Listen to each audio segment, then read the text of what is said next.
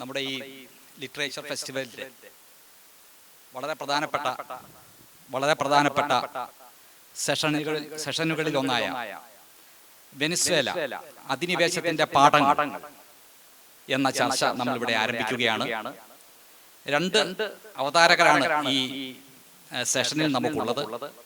അതിലൊന്ന് ഇവിടെ ആദ്യം സൂചിപ്പിച്ചതുപോലെ തൃശ്ശൂർ കേരളവർമ്മ കോളേജിലെ പൊളിറ്റിക്കൽ സയൻസ് വിഭാഗം മേധാവിയും അധ്യാപകനുമായ പ്രമോദും, മടപ്പള്ളി ഗവൺമെന്റ് കോളേജിലെ സാമ്പത്തിക ചരിത്രകാരനും പ്രമുഖ കോളമിസ്റ്റും മാധ്യമങ്ങളിൽ നിറഞ്ഞു നിൽക്കുകയും ഒക്കെ ചെയ്യുന്ന അടുത്ത സുഹൃത്തു കൂടിയായ ഷിനാസുമാണ് ഇവിടെ എത്തിച്ചേർന്നിട്ടുള്ളത്. നമുക്കറിയാം, ഈ വെനസ്വേല സൃഷ്ടിക്കുന്ന ഒരു വലിയ ആശങ്കയും പ്രതിസന്ധിയും കഴിഞ്ഞ കുറച്ച് നാളുകളായി ലോകമെമ്പാടും ചർച്ച ചെയ്യുകയാണ്. വംശശുദ്ധിയെക്കുറിച്ചും ദേശശുദ്ധിയെക്കുറിച്ചും ഒക്കെയുള്ള വാർത്തകൾ കഴിഞ്ഞ കുറച്ച് നാളുകളായി നമ്മുടെ രാജ്യത്ത് മാത്രമല്ല ലോകമെമ്പാടും കാര്യമായി ഉയർന്നു വരികയും ചർച്ച ചെയ്യുകയും ഒക്കെ ചെയ്യുന്ന ഈ സാഹചര്യത്തിൽ ഒരുപക്ഷെ ഭൂഖണ്ഡാന്തര ശുദ്ധി, ഹെമിസ്ഫിയറിക് ഹൈജീൻ എന്ന ഒരു വാദം നമ്മെ സംബന്ധിച്ച് വളരെ പുതുമയുള്ളതും അത്ര മാധ്യമങ്ങളിൽ ചർച്ചയായിട്ടില്ലാത്തതുമായ ഒരു ആശയമായി മാറുന്നുണ്ട്. ജനുവരി 5-ാം തീയതി, ജനുവരി 3-ാം തീയതിയാണല്ലോ അമേരിക്കയുടെ നേതൃത്വത്തിലുള്ള ആ സൈനിക നടപടി വെനസ്വേലയിൽ നടക്കുകയും അവിടുത്തെ തെരഞ്ഞെടുക്കപ്പെട്ട പ്രസിഡന്റായ നിക്കോളാസ് മഡൂറോയെ അവിടുന്ന് കടത്തിക്കൊണ്ടുപോവുകയും എല്ലാം ചെയ്തത്. 2 ദിവസങ്ങൾക്ക് ശേഷം എപ്പോഴും വാഷിംഗ്ടൺ ഭരണകൂടവുമായി അഭേദ്യ ബന്ധം പുലർത്തുന്നു എന്ന് നാം മനസ്സിലാക്കുന്ന പത്രമാധ്യമങ്ങളിൽ പ്രമുഖമായിട്ടുള്ള വാൾ സ്ട്രീറ്റ് ജേണൽ അവരൊരു ലേഖനം എഴുതുകയുണ്ടായി. അവരുടെ മുഖപ്രസംഗമായിരുന്നു. ആ മുഖപ്രസംഗത്തിലാണ് അവർ ഈ ആശയം മുന്നോട്ട് വെച്ചത്. ഈ നടപടി യഥാർത്ഥത്തിൽ അമേരിക്ക എല്ലാ കാലവും മുന്നോട്ട് വെക്കുന്ന നിയമങ്ങളുടെ ഈ ലോ ആൻഡ് ഓർഡറിന്റെ ഒരു ലോ ആൻഡ് ഓർഡർ നിലനിൽക്കേണ്ടതിന്റെ ആവശ്യകത എല്ലാ കാലത്തും മുന്നോട്ട് വെക്കുന്നതാണ്. കാരണം ക്യാപിറ്റലിസം ഉറപ്പിച്ചിരിക്കുന്നത് തന്നെ ഈ right to property and laws and regulations regarding the property എന്ന ആശയത്തിന്റെ അടിസ്ഥാനത്തിലാണ്. അപ്പൊ അതുകൊണ്ട് തന്നെ rule of law and order ഇതൊക്കെ അവരുടെ രാജ്യത്ത് മാത്രമല്ല ലോകമെമ്പാടും പുലരണമെന്ന് അവർ ആഗ്രഹിക്കുന്ന ഒരു കാര്യമാണ്. പക്ഷെ അങ്ങനെയൊക്കെ ആകുമ്പോഴും അത് വെല്ലുവിളിക്കപ്പെട്ടു എങ്കിൽ കൂടി വാൾ സ്ട്രീറ്റ് ജേണൽ മുന്നോട്ട് വെക്കുന്നത് ഈ നടപടി സാധൂകരിക്കാൻ കഴിയുന്ന ഒരു നടപടിയാണ്. കാരണം ഭൂഖണ്ഡാന്തരമായ ശുദ്ധി ഇത് മുന്നോട്ട് വെക്കുന്നു. അപ്പൊ എന്തായിരിക്കും ഈ ഭൂഖണ്ഡാന്തരമായ ശുദ്ധി, ഹെമിസ്ഫിയറിക് ഹൈജീൻ? അവർ കാണുന്നത് യൂറോപ്യൻ യൂണിയൻ അടക്കമുള്ള ആ പ്രദേശങ്ങളിലെ രാജ്യങ്ങളുടെ മേലും ലാറ്റിൻ അമേരിക്കയിലും വടക്കൻ അമേരിക്കയിലുമുള്ള രാജ്യങ്ങളുടെ മേലെല്ലാം വലിയ സ്വാധീന ശക്തി ചെലുത്താൻ കഴിയുന്ന രീതിയിൽ ചൈനയുടെയും റഷ്യയുടെയും ഒക്കെ നിയന്ത്രണത്തിലുള്ള ഒരു അച്യുതണ്ട് കടന്നു വരും. ഇത് അമേരിക്ക അടക്കമുള്ള ലോകത്തിലെ വികസിത മുതലാളിത്ത രാജ്യങ്ങൾക്ക് വലിയ വെല്ലുവിളിയായി മാറാൻ പോവുകയാണ്. കഴിഞ്ഞ കുറെ നാളുകളായി നടക്കുന്ന റഷ്യ യുക്രൈൻ സംഘർഷമുണ്ടല്ലോ, ആ സംഘർഷം പല രീതിയിൽ പരിഹരിക്കാൻ ശ്രമിക്കുന്നുണ്ട് എങ്കിൽ പോലും അത് ഉദ്ദേശിക്കുന്ന രീതിയിൽ, വിശേഷിച്ച് പാശ്ചാത്യ വികസിത രാജ്യങ്ങളുടെ താല്പര്യങ്ങൾ സംരക്ഷിക്കുന്ന രീതിയിൽ അത് പരിഹരിക്കാനോ അതിന് അവസാനം കണ്ടെത്താനോ ഒന്നും കഴിയാതെ വന്നിരിക്കുന്നു.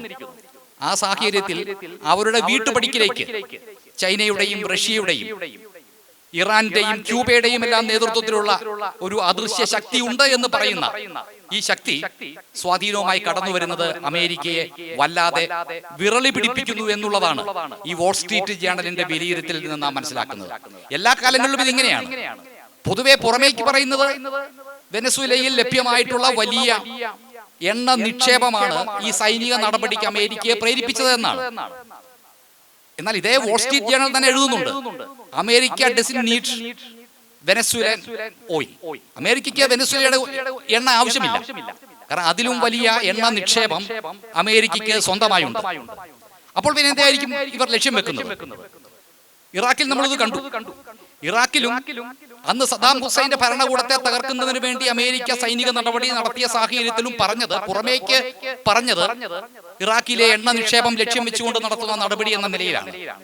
എന്നാൽ അതിലൊക്കെ അപ്പുറത്ത് പ്രകൃതി വിഭവങ്ങളുടെ മുകളിലും മറ്റ് ധാതുക്കളുടെ മുകളിലും ഒക്കെയുള്ള ആ നിയന്ത്രണം കേവല നിയന്ത്രണം മാത്രമല്ല ഇവർ ലക്ഷ്യം വെക്കുന്നത്. അതിൽ നിന്നെല്ലാം ലഭിക്കുന്ന വലിയ ഒരു സാമ്പത്തിക ശക്തിയുണ്ട്.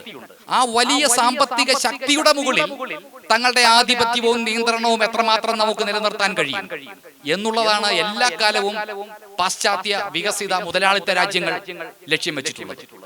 അതുകൊണ്ടാണ് വെനസ്വേലയിൽ ലഭ്യമായിട്ടുള്ള എണ്ണ സമ്പത്തല്ല അമേരിക്കയെ ഈ നടപടിക്ക് പ്രേരിപ്പിച്ചത് എന്ന് പ്രമുഖ സാമ്പത്തികകാര്യ മാധ്യമങ്ങൾക്ക് എഴുതേണ്ടി വരുന്നു.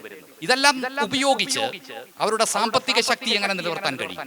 നമുക്കറിയാമല്ലോ, ഈ കഴിഞ്ഞ ഏപ്രിൽ മാസമാണ് ചൈനയുമായി ഉള്ള ആ വ്യാപാരങ്ങളിൽ അമേരിക്കയും പാശ്ചാത്യ ലോകവും വലിയ പ്രതിസന്ധിയെ നേരിട്ട സാഹചര്യത്തിൽ ഉയർന്ന ചുങ്കം ചുമത്തിക്കൊണ്ട് അമേരിക്ക കടന്നു വന്നത്. അപ്പോൾ വലിയ പ്രശ്നം ഇതുമായി ബന്ധപ്പെട്ടുണ്ട്. അതിന്റെ തുടർച്ചയായിട്ട് മാത്രമേ നമുക്കിതിനെ കാണാൻ കഴിയൂ എന്നുള്ളത് ഒരു പ്രധാനപ്പെട്ട വാദമായി ഇവിടെ നിലനിൽക്കുന്നുണ്ട്. ഇതിന് വ്യത്യസ്ത മാനങ്ങളുണ്ട്, വ്യത്യസ്ത വീക്ഷണങ്ങളുണ്ട്. ആ വ്യത്യസ്ത മാനങ്ങളും വ്യത്യസ്ത വീക്ഷണങ്ങളും എല്ലാം പരിശോധിക്കുക എന്നുള്ളതാണ് വെനസ്വേല അധിനിവേശത്തിന്റെ പുത്തൻ പാഠങ്ങൾ എന്ന നിലയിൽ ഈ വിഷയം സ്വീകരിക്കാൻ സംഘാടകരെ പ്രേരിപ്പിച്ചിട്ടുള്ളത് എന്ന് ഞാൻ മനസ്സിലാക്കുകയാണ്. രണ്ട് പ്രധാനപ്പെട്ട അവതാരകർ നമുക്കൊപ്പം ഇവിടെയുണ്ട്. മറ്റൊരു സവിശേഷത കൂടി സെഷനിൽ ഞാൻ കാണുന്നുണ്ട്. ഞാൻ സാമ്പത്തിക ശാസ്ത്രം കൈകാര്യം ചെയ്യുന്ന ഒരു വ്യക്തിയാണ്, ചരിത്രകാരനാണ് ഷിനാസ്. രാഷ്ട്രമീമാംസ കൈകാര്യം ചെയ്യുന്ന വ്യക്തിയാണ് എന്റെ സുഹൃത്തായിട്ടുള്ള പ്രമോദ്. അപ്പൊ വ്യത്യസ്തമായ വീക്ഷണങ്ങൾ ചർച്ചയ്ക്ക് വരാനും അത് പരിശോധിക്കാൻ ലഭിക്കുന്ന ഒരു അസുലഭ അവസരം കൂടിയായി ഈ സെഷൻ മാറുന്നുണ്ട്. ഞാൻ ആദ്യമായി ഇതിന്റെ അവതരണത്തിലേക്ക് കടക്കുന്നതിന് വേണ്ടി പ്രമുഖ ചരിത്രകാരനായിട്ടുള്ള ഷിനാസിനെ ക്ഷണിക്കുകയാണ്. മുൻപ് ഇവിടെ പറഞ്ഞിട്ടുള്ളതുപോലെ സജീവ് മർക്കോസ് ആയിരുന്നു എന്ന് എനിക്ക് തോന്നി. സെഷനിൽ പങ്കെടുക്കേണ്ടിയിരുന്ന അദ്ദേഹത്തിന്റെ അസൗകര്യം കൂടി വന്നപ്പോഴാണ് നമുക്ക് വളരെ പ്രമുഖനായിട്ടുള്ള സാമൂഹ്യ വിലയിരുത്തലുകൾ നടത്തുന്ന ഷിനാസിനെ നമുക്ക് ലഭിച്ചിട്ടുള്ളത്. ഞാൻ ഷിനാസിലേക്ക് കടക്കുകയാണ്. നമ്മുടെ ഈ സെഷന്റെ മൊത്തത്തിലുള്ള ഒരു സമയം എന്ന് പറയുന്നത് 55 മിനിറ്റ് ആണുള്ളത്. അപ്പോൾ രണ്ടുപേരാണുള്ളത്. അപ്പോൾ നമുക്കൊരു 15 മിനിറ്റ് വീതം രണ്ട് അവതാരകർക്ക് നൽകുമ്പോൾ നമുക്കൊരു അരമണിക്കൂർ സമയം ലഭിക്കും. അപ്പോൾ നമ്മൾ 1:45 വരെ നമുക്ക് ഇത് കൊണ്ടുപോകാൻ കഴിയും. അതിനുശേഷം 10 മിനിറ്റ് ഒരു തുറന്ന ചർച്ചയാണ്. ആ ചർച്ചയ്ക്ക് ശേഷം ഇതിന്റെ ഒരു ക്രോഡീകരണം കൂടി നടത്തി ഈ സെഷൻ ഇവിടെ പൂർണ്ണമാക്കാമെന്ന് ഞാൻ കരുതുകയാണ്. ഇതിന്റെ അവതരണത്തിനായി ബഹുമാനപൂർവ്വം ഞാൻ ഷിനാസിനെ ക്ഷണിച്ചു.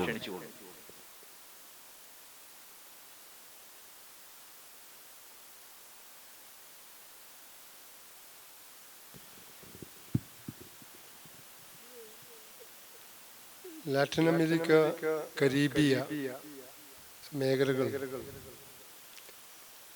പശ്ചിമാർദ്ധഗോളം, വെസ്റ്റേൺ ഹെമിസ്ഫിയർ എന്ന് അമേരിക്ക വിളിക്കുന്ന തങ്ങളുടെ ബാക്ക്യാർഡ്, പിന്നാമ്പുറം എന്ന് 19-ാം നൂറ്റാണ്ടിന്റെ ആദ്യ പാദം മുതൽ അമേരിക്ക അവകാശപ്പെട്ടു പോകുന്ന 1823 അന്നത്തെ അമേരിക്കൻ പ്രസിഡന്റായിരുന്ന ജെയിംസ് മൺറോ അത്തരമൊരു പ്രമാണവും പുറത്തിറക്കുകയുണ്ടായി. ഇത് തങ്ങളുടെ പിന്നാമ്പുറവും തങ്ങളുടെ സ്വകാര്യ സ്വത്താണ് എന്ന മട്ടിൽ അവിടെ മറ്റൊരു ശക്തിക്കും, പ്രത്യേകിച്ച് യൂറോപ്യൻ ശക്തികൾക്ക് യാതൊരു തരത്തിലുള്ള സ്വാധീനവും ചെലുത്താൻ പാടില്ല, അങ്ങോട്ട് കടന്നു കയറാൻ പാടില്ല. അവിടെ തങ്ങളുടെ പ്രദേശമാണ്, അമേരിക്കയുടെ ഒരു എക്സ്റ്റൻഷനാണ് എന്ന മട്ടിലാണ്. ഈ വർഷം ജനുവരി ആദ്യവാരത്തിൽ ട്രംപ് ചരിത്രത്തിൽ ഇന്നേവരെ കണ്ടിട്ടില്ലാത്ത തരത്തിൽ അഭൂതപൂർവമായ ഒരു സ്വതന്ത്ര പരമാധികാര രാഷ്ട്രത്തിന്റെ തലവനെയും അദ്ദേഹത്തിന്റെ ഭാര്യയെയും അർദ്ധരാത്രി തട്ടിക്കൊണ്ടുപോയി അമേരിക്കയിലെ ജയിലിലിടുകയാണ്. അപ്പൊ ഇതിന് സമാനതകളില്ല എന്നല്ല. 1498 Vasco da Gama Kozhikode Samoothiri രാജാവിനെ കാണുന്നത്. അന്ന് ഗാമയുടെ ഏറ്റവും പ്രധാനപ്പെട്ട ആവശ്യം കുരുമുളക് ഗാമയും കൂട്ടരും നിശ്ചയിക്കുന്ന വിലക്ക് നൽകണം. ഈ കച്ചവടത്തിൽ അന്ന് കൂടുതൽ മേൽക്കൈ ഉണ്ടായിരുന്ന അറബികളെ പുറത്താക്കണം എന്നൊക്കെയാണ്. സാമൂതിരി ആദ്യ കൂടിക്കാഴ്ചയിൽ ആ സമയത്ത് വഴങ്ങിയില്ല. പിന്നീട് ഗാമ കൊച്ചിയിൽ പോയതും കോലത്ത് നാട്ടിൽ പോയതും ഒക്കെ നമുക്കറിയാം. 1500 ഗാമ വീണ്ടും വന്നു. ഇതേ ആവശ്യം കൂടുതൽ ശക്തമായി ഉന്നയിച്ചു. സാമൂതിരി വഴങ്ങിയില്ല. അന്ന് നമ്മുടെ കോഴിക്കോട് നഗരം, ഇന്നത്തെ കോഴിക്കോടല്ല, വലിയങ്ങാടിയൊക്കെ ഉൾപ്പെടുന്ന കോഴിക്കോട്, അന്നത്തെ കോഴിക്കോട് നഗരം എന്ന് പറഞ്ഞാൽ ഇന്നത്തെ മാവൂർ റോഡും ആ ഭാഗങ്ങളൊന്നുമില്ല. കോഴിക്കോട് നഗരത്തിൽ അതിശക്തമായ പീരങ്കി ആക്രമണമാണ് നടത്തിയത്. ഞാൻ പറയുന്നത് കൊളോണിയലിസം രൂപം മാറി സാമ്രാജ്യത്വം എന്നത് മുതലാളിത്തത്തിന്റെ ഏറ്റവും ഉയർന്ന രൂപമാണ് എന്ന് ലെനിൻ ഒക്കെ പറഞ്ഞിട്ടുണ്ട്. അപ്പോ ഇത് വാസ്തവത്തിൽ നഗ്നമായ പട്ടാപ്പകൽ ഈ ഏറ്റവും അർദ്ധരാത്രിയാണിത് ഓപ്പറേഷൻ നടന്നതെങ്കിലും ഇത് ലോകത്തിന് മുമ്പിൽ പട്ടാപ്പകൽ നടന്ന അന്താരാഷ്ട്ര നിയമങ്ങളുടെയും എല്ലാതരം മര്യാദകളുടെയും ലംഘനമാണ് എന്ന കാര്യത്തിൽ ആർക്കും എതിരഭിപ്രായം ഉണ്ടാവില്ല. പക്ഷെ വേറൊരു കാര്യം പറയേണ്ടത് രണ്ടാം ലോക മഹായുദ്ധത്തിന് ശേഷം നിലവിൽ വന്ന റൂൾസ് ബേസ്ഡ് ഇന്റർനാഷണൽ ഓർഡർ എന്ന് പറയും. റൂൾസ് ബേസ്ഡ് ചട്ടാനുസൃതമായ അല്ലെങ്കിൽ നിയമങ്ങൾ അടിസ്ഥാനമാക്കിയുള്ള ഒരു അന്താരാഷ്ട്ര ലോകക്രമത്തിന്റെ ലംഘനമാണ്. അമേരിക്ക എവിടെയും റഷ്യ 2022 ഫെബ്രുവരി മാസത്തിൽ യുക്രൈൻ ആക്രമിച്ചപ്പോൾ അന്ന് അമേരിക്കയുടെ ശിങ്കിടി രാഷ്ട്രങ്ങളായിട്ടുള്ള വെസ്റ്റേൺ യൂറോപ്യൻ പാശ്ചാത്യ യൂറോപ്യൻ രാഷ്ട്രങ്ങളും പേർത്തും പറഞ്ഞത് Russia rules based international order, ചട്ടാധിഷ്ഠിതമായ ഇന്റർനാഷണൽ ഓർഡർ ലോകക്രമത്തിന്റെ കടക്കൽ കത്തിവെച്ചിരിക്കുന്നു. റഷ്യയെ പാഠം പഠിപ്പിക്കണം. റഷ്യക്കെതിരെ ഏർപ്പെടുത്താത്ത യാതൊരു ഉപരോധവുമില്ല. ഇതേ റൂൾസ് ബേസ്ഡ് ഇന്റർനാഷണൽ ഓർഡറാണ് 2023 ഒക്ടോബർ 7 മുതൽ ഇസ്രായേൽ ഗാസയിൽ നടത്തുന്ന അതിനിഷ്ഠുരമായ വംശഹത്യയിലൂടെ കാറ്റിൽ പറത്തിക്കൊണ്ടിരിക്കുന്നു. അപ്പൊ ഈ റൂൾസ് ബേസ്ഡ് ഇന്റർനാഷണൽ ഓർഡർ എന്ന് പറഞ്ഞാൽ വാസ്തവത്തിൽ രണ്ടാം ലോക മഹായുദ്ധത്തിൽ വിജയികളായ രാഷ്ട്രങ്ങൾ ഉണ്ടാക്കിയ ഒരു ചട്ടങ്ങളുടെ ലോകക്രമമാണ്. അത് ഇപ്പൊ ഐക്യരാഷ്ട്രസഭയിൽ ഇന്നിപ്പോൾ കാണുന്ന 190 ചില്ലറ രാജ്യങ്ങളെല്ലാം കൂടി അംഗീകരിച്ച് എല്ലാ രാജ്യങ്ങൾക്കും തുല്യ അവകാശം എന്ന മട്ടിൽ ഉണ്ടാക്കിയതല്ല. അത് അന്നത്തെ സാഹചര്യത്തിൽ ലോകത്തിൽ മേധാവിത്വം പുലർത്തുന്ന ശക്തികൾ ഉണ്ടാക്കിയ ഒരു ചട്ടാധിഷ്ഠിത ലോകക്രമമാണ്. ആ റൂൾസ് ബേസ്ഡ് ഇന്റർനാഷണൽ ഓർഡർ ഉണ്ടാക്കിയതിൽ ഏറ്റവും മുൻഗാമി അമേരിക്കയാണ്. അമേരിക്ക അവർക്ക് ആവശ്യമുള്ളപ്പോൾ ഈ റൂൾസ് ബേസ്ഡ് വേണം, അമേരിക്കക്ക് ആവശ്യമില്ലാത്തപ്പോൾ ഈ റൂൾസ് ബേസ്ഡ് ഇന്റർനാഷണൽ ഓർഡറിനെ അഗണ്യ കൂടി തള്ളുകയും ചെയ്യും. ഇപ്പൊ നേരത്തെ സന്തോഷ് സാർ സൂചിപ്പിച്ചതുപോലെ 2003 ഇറാഖ് അധിനിവേശം, അന്നെന്താ കാരണമായിട്ട് പറഞ്ഞത് Iraq possessed Saddam Hussein had weapons of mass destruction എന്ന്, സമൂല സംഹാര ശേഷിയുള്ള ആയുധങ്ങളുടെ കൂമ്പാരം ഇറാഖിൽ സദ്ദാം ഹുസൈൻ എന്ന ഭീകര ഭരണാധികാരി സംഭരിച്ചു വെച്ചിരിക്കുന്നു. അത് ലോകത്തിൽ മുഴുവൻ ആപത്താണ്. അപ്പോൾ എല്ലാ രാഷ്ട്രങ്ങളും, റഷ്യയുടെയും ചൈനയുടെയും കാര്യം പോട്ടെ, അമേരിക്കയുടെ സഖ്യരാഷ്ട്രങ്ങൾ പറഞ്ഞു ബുഷാണ് അമേരിക്കൻ പ്രസിഡന്റ്, ഈ മട്ടിലുള്ള സംഹാരശേഷിയുള്ള രാസായുധങ്ങളോ അണവായുധങ്ങളോ ഒന്നും സദ്ദാം ഹുസൈന്റെ പക്കലില്ല എന്ന് അവരും പറഞ്ഞു നോക്കി. പക്ഷെ ബ്രിട്ടീഷ് പ്രധാനമന്ത്രിയായിരുന്ന ടോണി ബ്ലെയർ തോളോട് തോള് ചേർന്ന് ഈ ജോർജ് ബുഷ് ജൂനിയറിനോടൊപ്പം നിന്നു. അന്ന് ജോർജ് ബുഷ് വിമർശകർക്കുള്ള മറുപടിയായിട്ട് പറഞ്ഞത് സമൂല നശീകരണ ശേഷിയുള്ള ആയുധങ്ങൾ തങ്ങളുടെ കൈവശമില്ല, അല്ലെ ഇറാഖിന്റെ കൈവശമില്ല എന്ന് പലരും പലപാട് പറഞ്ഞപ്പോൾ അന്ന് ബുഷും അദ്ദേഹത്തിന്റെ സ്റ്റേറ്റ് സെക്രട്ടറിയും പറഞ്ഞൊരു വാചകമുണ്ട്: The absence of evidence is not evidence of absence. Absence of evidence is not evidence of absence. തെളിവിന്റെ അസാന്നിധ്യത്തിന്റെ തെളിവല്ല. സമൂല നശീകരണ ശേഷിയുള്ള അല്ലെങ്കിൽ ആയുധങ്ങളുടെ തെളിവില്ല എന്ന കാര്യം അതില്ല എന്നതിന്റെ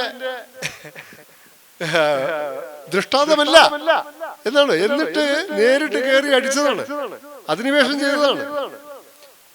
എന്നിട്ട് നോക്കുമ്പോഴോ 1950-കളിൽ അല്ലെങ്കിൽ 60-കളുടെ ആദ്യത്തിലൊക്കെ പഴയ സോവിയറ്റ് യൂണിയൻ സപ്ലൈ ചെയ്ത സ്കഡ് മിസൈൽ മാത്രം. അത് ഇങ്ങനെയൊക്കെ പോയി ഏറി വന്നാൽ സൗദിയിൽ ലക്ഷ്യം തെറ്റി എവിടെയൊക്കെയോ വീഴും. ഒട്ടും പ്രിസിഷൻ ഓറിയന്റഡ് ഇല്ലാത്ത ആയുധങ്ങൾ ആ രാജ്യത്തെ തകർന്ന് യുദ്ധം ചെയ്തു. ആ രാജ്യത്ത് നിന്നാണ് പിന്നീട് ഐസിസും IS-ഉം അബൂബക്കർ അൽ ബഗ്ദാദി ഒക്കെ വന്നത്. ലിബിയയിൽ ഇവർ അതേപോലെ ചെയ്തു. ലിബിയ ഇപ്പോൾ ആരാ ഭരിക്കുന്നതെന്ന് ആർക്കും അറിയില്ല. പല യുദ്ധപ്രഭുക്കന്മാരും ഇവരൊക്കെയാണ്. സിറിയ മുഹമ്മദ് അൽ ഷാറ എന്നു പേരുള്ള 2024 ഡിസംബർ വരെ അമേരിക്ക 10 മില്യൺ ബൗണ്ടി തലവില പ്രഖ്യാപിച്ച IS മേധാവി അബൂബക്കർ അൽ ബാഗ്ദാദി സിറിയയിൽ ഒരു മാതൃകാ IS രാഷ്ട്രം സ്ഥാപിക്കാൻ പറഞ്ഞയച്ച വ്യക്തിയാണ്. അദ്ദേഹത്തെ പിന്നീട് അമേരിക്കയും തുർക്കിയും ഇസ്രായേലും ഒക്കെ സഹായിച്ച് 13 ദിവസം കൊണ്ട് ബഷർ അൽ അസദിന്റെ ഭരണകൂടത്തെ അട്ടിമറിച്ച് അമേരിക്ക കൊടും തീവ്രവാദി ഭീകരവാദി എന്ന് പ്രഖ്യാപിച്ച ആള് ജിദ്ദയിൽ വന്നപ്പോൾ മുഹമ്മദ് ബിൻ സൽമാനും ഡൊണാൾഡ് ട്രംപും കൊടുസൂട്ടൊക്കെ ഇട്ട് ആളൊക്കെ വേഷം മാറി. ഓ വാട്ട് എ സ്മാർട്ട് ഗായ്. ആര് താടിയൊക്കെ വെട്ടിമുറുക്കി. അപ്പോ ട്രംപ് കെട്ടിപ്പിടിക്കാണ്. ഏതാനും ആഴ്ചകൾക്ക് മുമ്പ് വരെ $10 മില്യൺ തലക്ക് വിലയിട്ടിരുന്ന വ്യക്തിയാണ്. ഇതാണ് അമേരിക്ക. അപ്പോ അമേരിക്കയിൽ ലാറ്റിൻ അമേരിക്കയിലെ ഇടപെടലിലൂടെ 2ാം ലോക മഹായുദ്ധത്തിന് ശേഷം 54 ഗ്വാട്ടിമലയിൽ, 73 ചിലി, 60 ഗ്വാട്ടിമല ചിലിയിലെ അലണ്ട കാര്യങ്ങളൊക്കെ എല്ലാവർക്കും അറിയാവുന്നതാണ്. ഉറുഗ്വേ, ബൊളീവിയ, അർജന്റീന ഇപ്പൊ ഇതേപോലെ തന്നെ പനാമയുടെ പ്രസിഡന്റിനെ 1993 മറ്റോ നേരിട്ട് പകൽ തട്ടിക്കൊണ്ടുപോയിട്ടുണ്ട്. ഇതിനൊക്കെയുള്ള പുകമറ ഇവരൊക്കെ ഈ പ്രസിഡന്റൊക്കെ മയക്കുമരുന്ന് വ്യാപാരം നടത്തുന്നു. അമേരിക്കയിൽ ഫെന്റനിൽ എന്ന മയക്കുമരുന്ന് ധാരാളം എത്തുന്നുണ്ട്. ഒരുപാട് അമേരിക്കക്കാര് അതിന്റെ ഇരകളുമാണ്, യാഥാർത്ഥ്യമാണ്. പക്ഷെ ഈ ഫെന്റനിൽ ഏറ്റവും അധികം എത്തുന്നത് മെക്സിക്കോയിൽ നിന്നും, പെറുവിൽ നിന്നും, കൊളംബിയയിൽ നിന്നുമാണ്. അപ്പൊ മെക്സിക്കോയിലെ മെക്സിക്കോ അമേരിക്ക അതിർത്തി കടന്ന് 1 കിലോമീറ്റർ പോയാൽ ഫെന്റനിൽ അനധികൃതമായി ഉൽപ്പാദിപ്പിക്കുന്ന കേന്ദ്രങ്ങളുടെ ഒരു വലിയ ശൃംഖല തന്നെയാണ്. അത് തകർക്കാതെ വേണമെങ്കിൽ അത് തകർക്കാം. 1 കിലോമീറ്റർ അങ്ങോട്ട് കയറി ആക്രമിച്ചാൽ മതി. അതിനു പകരം 4500 കിലോമീറ്റർ അകലെയുള്ള വെനസ്വേലയിൽ എന്തുകൊണ്ട് എന്നതിന്റെ കാര്യം സന്തോഷ് ടി വർഗീസ് സാർ പറഞ്ഞു. അതിന് ഈ വെനസ്വേല എന്ന രാജ്യത്താണ് ലോകത്തെ ഏറ്റവും അധികം എണ്ണ നിക്ഷേപമുള്ളത്, ഓയിൽ റിസർവ്. അവിടുത്തെ ഓയിലിന്റെ ഒരു പ്രത്യേകത എന്താ വെച്ചാല് ഇറാഖിലെയും അല്ലെങ്കിൽ ഗൾഫ് രാജ്യങ്ങളിലെയും ഒക്കെ ഓയിലുമായിട്ടുള്ള വ്യത്യാസം, ഇത് കുറച്ച് ഭയങ്കര കട്ടിയാണ്. സംസ്കരിച്ചെടുക്കാൻ കുറച്ച് ചെലവ് കൂടും. കുറച്ചും കൂടി കട്ടിയുള്ള ഗാഢതയുള്ള ക്രൂഡാണ്. എന്നാലും ആ ക്രൂഡ് ഏറ്റവും അധികം ഉള്ളത് ഇന്ന് ലോകത്ത് വെനസ്വേല. അത് കഴിഞ്ഞിട്ടാണ് സൗദി, റഷ്യ, ഇറാൻ, ഇറാഖൊക്കെ.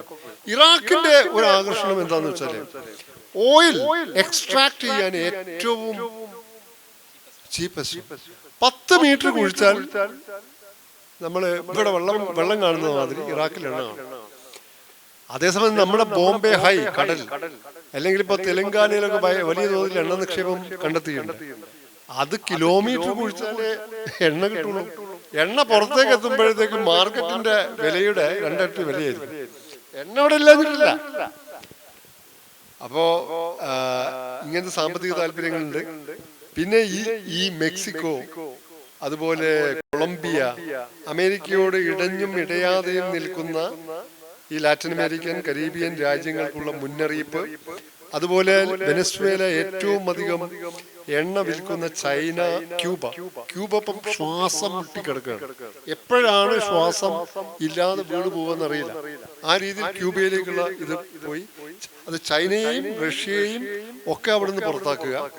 ഇത് വാസ്തവത്തിൽ വാസ്കോഡ ഗാമയുടെ അതേ അധിനിവേശ രാഷ്ട്രീയത്തിന്റെ ഒരു തനിയാവർത്തനം കൂടുതൽ രൂക്ഷമായ തനിയാവർത്തനമാണ്. ട്രംപ് വാസ്തവത്തിൽ 500 കൊല്ലം മുമ്പ് കേരളത്തിന്റെ കടൽ തീരത്ത് വിരഹിച്ച ഈ വാസ്കോഡ ഗാമമാരും അവരുടെ പിൻഗാമികളുടെയും ഈ 21ാം നൂറ്റാണ്ടിലെ ഏറ്റവും നൃശംസ വാസ്കോഡ ഗാമമാരുടെ രൂപമാണ് എന്ന് പറഞ്ഞുകൊണ്ട് ഞാൻ തൽക്കാലം ഇവിടെ. നന്ദി ഷിനാസ്. വളരെ ശ്രദ്ധേയമായ നിരീക്ഷണമാണ് ഷിനാസിവിടെ പങ്കുവെച്ചത്. ചരിത്രത്തിൽ വിശേഷിച്ച് ഈ സാമ്പത്തിക രാഷ്ട്രീയ രംഗത്തുണ്ടായ മാറ്റം പരിശോധിക്കുമ്പോൾ ഇത്തരം സംഭവങ്ങളുടെ നിരന്തരമായ ആവർത്തനം ഒരു കൃത്യമായ ഇടവേളകൾക്ക് ഉള്ളിൽ നമുക്ക് കാണാനായിട്ട് കഴിയുന്നതാണ്. എപ്പോഴാണോ വ്യാപാര സാധ്യതകൾ വർദ്ധിക്കുന്നത് അപ്പോൾ ഈ സൈനിക രാഷ്ട്രീയ ഭരണകൂടം അവർ പിറകോട്ട് മാറുകയും എപ്പോഴൊക്കെയാണോ ഈ വ്യാപാര ശക്തി ക്ഷയിക്കുന്നത് അല്ലെങ്കിൽ ആ വ്യാപാര സാധ്യതകളിൽ നിന്ന് മറ്റു രാജ്യങ്ങൾ ശക്തമായ രാജ്യങ്ങളായി ഉയർന്നു വരുന്നത് എപ്പോഴാണോ അപ്പോഴൊക്കെ വീണ്ടും പഴയ കണക്ക് സൈനിക ശക്തിയും രാഷ്ട്രീയ ശക്തിയും ഉപയോഗിച്ച് രാഷ്ട്രങ്ങളെ കീഴ്പ്പെടുത്താനുള്ള അധിനിവേശ ശ്രമങ്ങൾ ചരിത്രത്തിൽ ഉടനീളം നമുക്ക് കാണാനായിട്ട് കഴിയും. അതിന്റെ തുടർച്ചയായിട്ടാണ് ഷിനാസ് ഇപ്പോഴത്തെ ഈ വെനസ്വേലയുടെ മുകളിൽ അമേരിക്കൻ ഭരണകൂടം നടത്തിയിട്ടുള്ള അധിനിവേശത്തെ വിലയിരുത്തുന്നത് ശരിയായ നിരീക്ഷണമാണത്. അതിന്റെ മറ്റ് തലങ്ങൾ വിശദീകരിക്കാൻ ഞാൻ ബഹുമാനായ പ്രമോദിനെ ക്ഷണിച്ചുകൊള്ളുന്നു.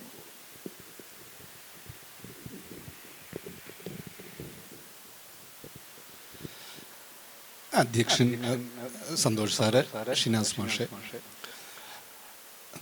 നമ്മളിന്ന് വെനസ്വേലയിലെ ഒരു രാഷ്ട്രീയ പ്രോബ്ലത്തെ നമ്മൾ അന്താരാഷ്ട്ര തലത്തിൽ അതിനെ എങ്ങനെ മനസ്സിലാക്കാമെന്നും അതിൻ്റെ പല മാനങ്ങളെ നമുക്ക് പുതിയൊരു ലോകക്രമം ഉണ്ടാക്കുന്നതിന് വേണ്ടി എങ്ങനെ രൂപപ്പെടുത്താമെന്നൊക്കെ ആലോചിക്കാൻ വേണ്ടിയിട്ട് പ്രതിരോധത്തിൻ്റെയും ബദലുകളുടെയൊക്കെ ചർച്ചകൾക്ക് സാധ്യതകൾ എങ്ങനെയാണ് എന്നൊക്കെ അന്വേഷിക്കാം എന്ന് എല്ലാവരും കൂട്ടമായി ഇരുന്ന് ചിന്തിക്കാം എന്നൊക്കെ ആലോചിച്ച് നമ്മൾ ഇന്ന് ഇവിടെ ഇരിക്കുകയാണ്. വെനസ്വേലയുടെ രാഷ്ട്രീയ ചരിത്രത്തിന്റെ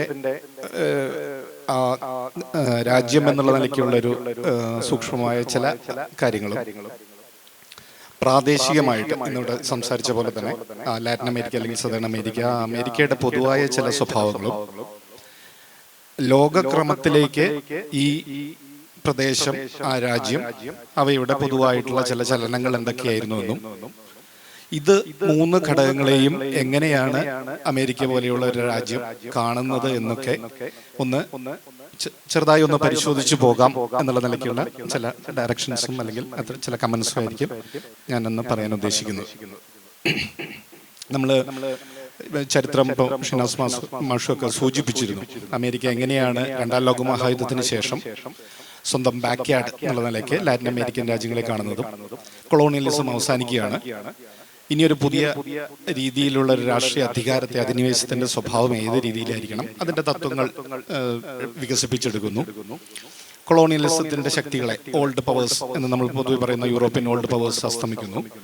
പുതിയ ശക്തികൾ പുതിയ രൂപത്തിൽ അവരുടെ അധികാരക്രമങ്ങളെ രൂപപ്പെടുത്താൻ വേണ്ടിയുള്ള ശ്രമങ്ങളുടെ ഏറ്റവും പ്രധാനപ്പെട്ട ഒരു ടെസ്റ്റ് ഏരിയ തന്നെയായിരുന്നു ലാറ്റിൻ അമേരിക്ക അല്ലെങ്കിൽ സദേൺ അമേരിക്ക.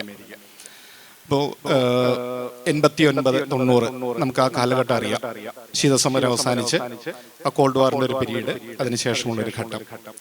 ഈ കാലഘട്ടം അത്രയും പൊതുവായി പല രാഷ്ട്രീയ അട്ടിമറികൾ, മിലിറ്ററിയുടെ ഭരണകൂടങ്ങൾ, ഏകാധിപത്യ സ്വഭാവമുള്ള രാഷ്ട്രീയ സ്വഭാവത്തോടു കൂടിയിട്ടുള്ള അധികാരക്രമങ്ങളെല്ലാം തന്നെയാണ് ഈ ബാക്ക്യാർഡിൽ, അമേരിക്കൻ ബാക്ക്യാർഡിൽ എല്ലാ സമയത്തും ഉണ്ടായിട്ടുള്ളത്. ഞാനിത് സൂചിപ്പിക്കാൻ കാര്യം, അമേരിക്കയ്ക്ക് ഏറ്റവും അധികം നിയന്ത്രണങ്ങൾ ഉള്ള ഒരു കാലഘട്ടത്തിൽ അവിടെ ഉണ്ടായിരുന്ന രാഷ്ട്രീയ സ്വഭാവം എന്ത് എന്ന് നമ്മൾ മനസ്സിലാക്കി പോകേണ്ടതുണ്ട് എന്നുള്ളതുകൊണ്ടാണ് ഞാനത് ജനറലായിട്ട് ആ ഒരു മാപ്പ് എടുത്ത് സദേൺ അമേരിക്ക നോക്കി നമ്മൾ അങ്ങോട്ട് നോക്കുകയാണെങ്കിൽ ലിബറൽ ഡെമോക്രസികൾ, ജനാധിപത്യം സദേൺ അമേരിക്കയിൽ എവിടെയെങ്കിലും ഉണ്ടായിരുന്നോ എന്ന് ചിത്രത്തിൽ അവിടെ നോട്ട് ചെയ്തു പോകുന്ന രീതിയിൽ നമ്മളൊന്ന് നോട്ട് ചെയ്തു പോയാൽ അവിടെ പൊതുവെ നമുക്ക് ഈ പറഞ്ഞ ജനാധിപത്യ ലിബറൽ ഡെമോക്രസി, വെസ്റ്റേൺ വേൾഡ് പറയുന്ന ലിബറൽ ഡെമോക്രസിയുടെ സ്വഭാവത്തോടു കൂടിയിട്ടുള്ള രാഷ്ട്രീയ സംവിധാനങ്ങൾ മിക്കവാറും സമയങ്ങളിൽ ഉണ്ടായിട്ടില്ല. അങ്ങനെ പരീക്ഷണങ്ങൾ ഉണ്ടായതിനെ തന്നെ അട്ടിമറിക്കുകയും പട്ടാള അട്ടിമറികൾ നടത്തുകയും ചെയ്യുന്ന രീതിയിൽ US-ന്റെ തന്നെ ഇടപെടലോടുകൂടി ഇപ്പൊ ചിരിയെ പറ്റി ഇവിടെ സൂചിപ്പിക്കുകയുണ്ടായി. അത്തരത്തിലുള്ള രാഷ്ട്രീയ അട്ടിമറികൾ നടത്തുകയും ചെയ്യുന്നത് നമുക്ക് കാണാം. അപ്പൊ ആ ഭൂഖണ്ഡം എന്തായിരുന്നു? Southern America. രാഷ്ട്രീയപരമായി കൃത്യമായി അധികാരങ്ങൾ കേന്ദ്രീകരിക്കപ്പെട്ട് US പുറമേക്ക് മറ്റ് പ്രദേശങ്ങളിൽ രാഷ്ട്രീയപരമായിട്ടുള്ള പൊളിറ്റിക്കൽ ഡെമോക്രസി വേണം, ലിബറൽ ഡെമോക്രസികൾ എക്സ്പാൻഡ് ചെയ്യണം എന്നെല്ലാം പറയുന്ന ആ ഒരു സംവിധാനത്തിലല്ല ബാക്ക് യാർഡിലെ പ്രദേശത്തെ US നോക്കിയിരുന്നത് അല്ലെങ്കിൽ നിയന്ത്രിച്ചിരുന്നത് എന്ന് നമുക്ക് കൃത്യമായി പറയാൻ സാധിക്കും. ഇതിന്റെ ഒരു ട്രാൻസ്ഫോർമേറ്റീവ് ഫേസ് ആയിട്ടാണ് നമുക്ക് 80s-ന്റെ അവസാനം അല്ലെങ്കിൽ 90s-ന്റെ തുടക്കത്തെ നമുക്ക് കാണാൻ സാധിക്കുക. ശീതസമരം അവസാനിക്കുന്നു, സോവിയറ്റ് യൂണിയന്റെ കൊളാപ്സ് സംഭവിക്കുന്നു.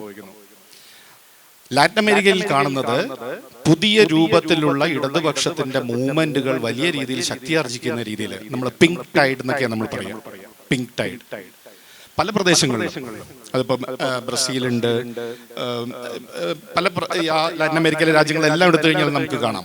ബൊളീവിയ വന്നു, ചിലി വന്നു, ഇപ്പൊ ഈ അടുത്തിടയ്ക്കാണെങ്കിൽ മെക്സിക്കോ പോലെയുള്ള സെക്കൻഡ് വേവ് എന്നുള്ള നിലയ്ക്ക് മെക്സിക്കോയിലുള്ള ചില ഇടതുപക്ഷം വരുന്നു.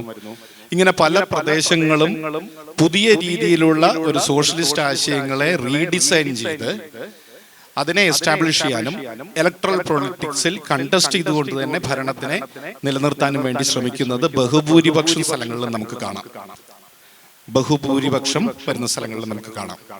ഇനി ഈവൻ ദ പൊളിറ്റിക്കൽ ട്രാൻസിഷൻ നമ്മൾ വെനസ്വേലയിലേക്ക് വരികയാണെങ്കിൽ ഹ്യൂഗോ ഷാവസിന്റെ കാലഘട്ടം, നമ്മൾ 98 തുടങ്ങിയിട്ടുള്ള ഒരു ഘട്ടം നമ്മൾ എടുക്കുകയാണെങ്കിൽ വലിയ രീതിയിലുള്ള ക്ലാസ് ഡിസ്റ്റിങ്ഷനുള്ള പോവർട്ടി വലിയ രീതിയിലുള്ള ഒരു വിഭാഗവും, മറുഭാഗത്ത് ഈ 89-90 വരെ അവിടെയുള്ള നാച്ചുറൽ റിസോഴ്സസിനെ ബേസ് ചെയ്തിട്ടുള്ള മൊണോപ്പൊളൈസേഷനും ഹൈലി റിച്ച് ആയിട്ടുള്ള ഒരു സെക്ഷൻ ഒരു ഭാഗത്തും, വളരെ മിൻസ്കൂൾ ആയിട്ടുള്ള വളരെ ചെറിയ പെർസെന്റേജ് ആയിട്ടുള്ള പോപ്പുലേഷൻ മറുഭാഗത്തും.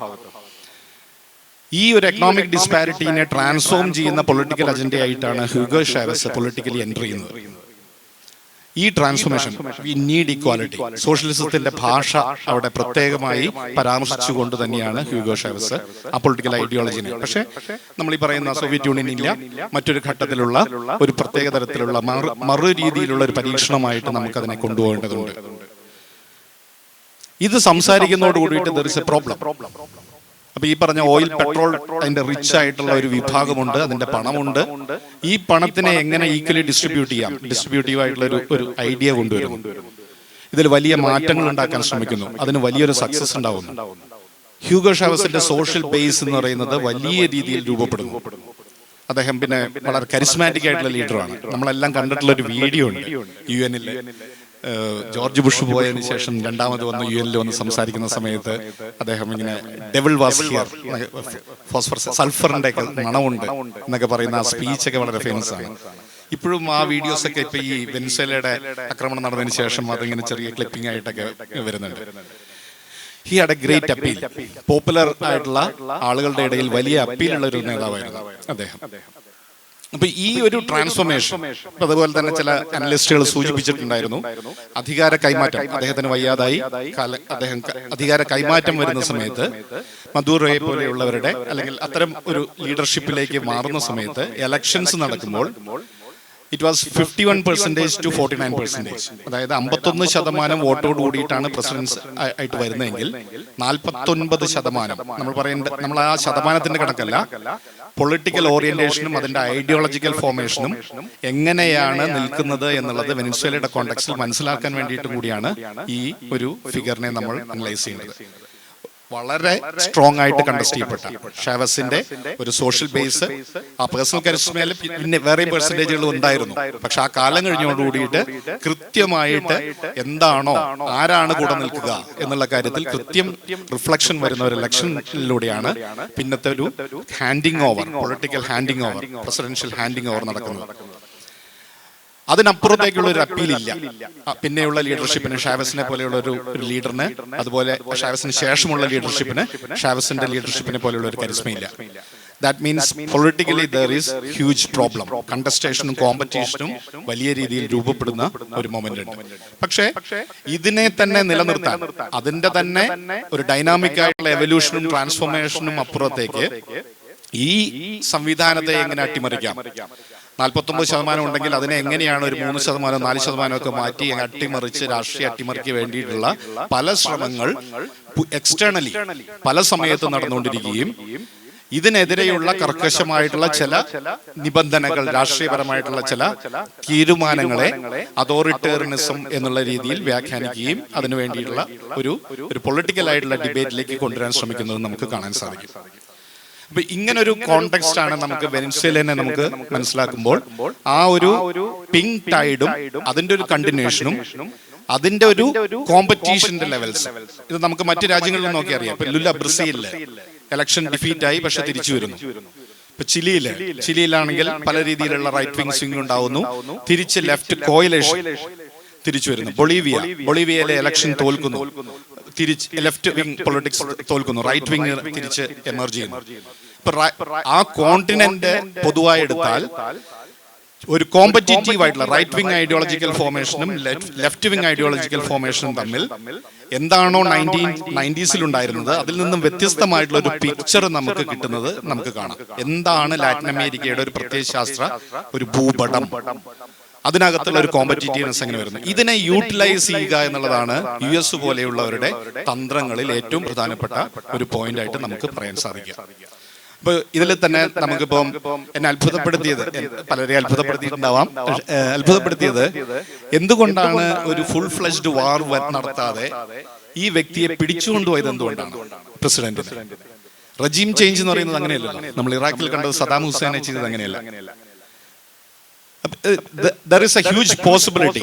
ഈ ഒരു പൊളിറ്റിക്കൽ ആയിട്ടുള്ള ഒരു കാലിബ്രേഷൻ ഉണ്ട്. ഇവിടെ എന്ത് നമുക്ക് ചെയ്യാൻ പറ്റും, ഏത് ലെവൽ വരെ നമുക്ക് ചെയ്യാൻ പറ്റും, എപ്പോൾ ചെയ്യേണ്ടതുണ്ട്, ഇതിനെ പ്ലാൻ ചെയ്യാനും നടത്താനുമുള്ള ഒരു പ്രത്യേക തരത്തിലുള്ള ഒരു സപ്പോർട്ട് സിസ്റ്റം. ഇപ്പൊ നമ്മൾ നോബൽ പീസ് പ്രൈസിനെ പറ്റിയിട്ടൊക്കെ നമുക്കറിയാം അതെങ്ങനെയാണ് വന്നതെന്നും വെനസ്വേലൻ ഒപ്പോസിഷൻ ലീഡറിന്റെ റോളിനെ പറ്റിയിട്ടും പിന്നീട് ഈ പീസ് പ്രൈസ് തന്നെ നമ്മുടെ ട്രംപിന് കൈമാറുന്നതിനെ പറ്റിയിട്ടൊക്കെയുള്ള ചർച്ചകൾ വളരെ നമ്മൾ പൊളിറ്റിക്കലി നമുക്കതിനെ എങ്ങനെയാണ് മനസ്സിലാക്കേണ്ടത് എന്നൊക്കെ നമുക്ക് മനസ്സിലാവുന്ന ഒരു സാഹചര്യം ഉണ്ടാകുന്നു.